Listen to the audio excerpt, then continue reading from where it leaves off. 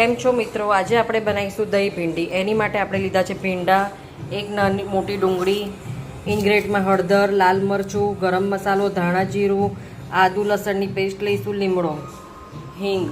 આપણે લીધું છે વઘાર માટે થોડું તેલ અને એમાં થોડું જીરું ઉમેર્યું છે. જીરું તતડી જાય એટલે આપણે એમાં ઉમેરીશું થોડી હિંગ, પછી લીમડો, અને લીમડો થોડો એ થઈ તતડે એટલે ડુંગળી એડ કરીશું.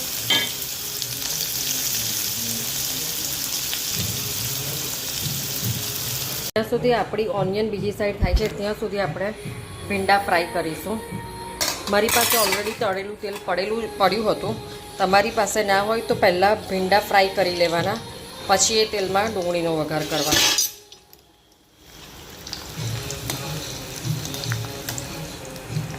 તમે જોઈ શકો છો એક સાઈડ આપણી ડુંગળી શેકાય છે અને એક બાજુ આપણા ભીંડા ફ્રાય થાય છે, તેલમાં તળાય છે.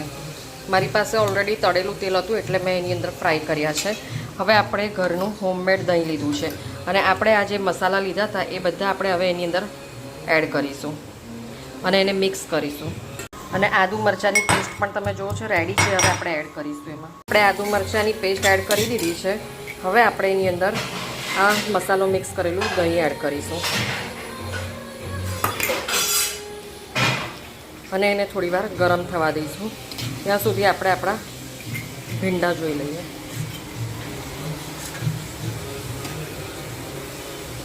ભીંડા ઓલમોસ્ટ ફ્રાય થઈ ગયા છે. તમે જોઈ શકો છો દહીં મસાલા બધું મિક્સ થઈ ગયું છે. હવે આપણે એની અંદર ભીંડી ફ્રાય કરી હતી એ એડ કરીશું.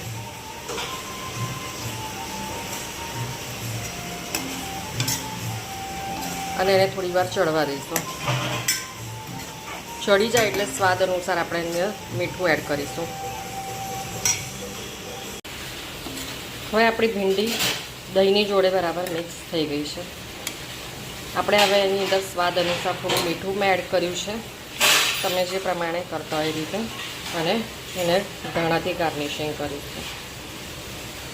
કેટલા લોકોની કોમેન્ટ આવે છે કે દહીં ભીંડી બનાવીએ ત્યારે દહીં ફાટી જાય છે, પણ જો તમે દહીંમાં મસાલો એડ કરીને એડ કરશો તો દહીં ફાટે નહીં.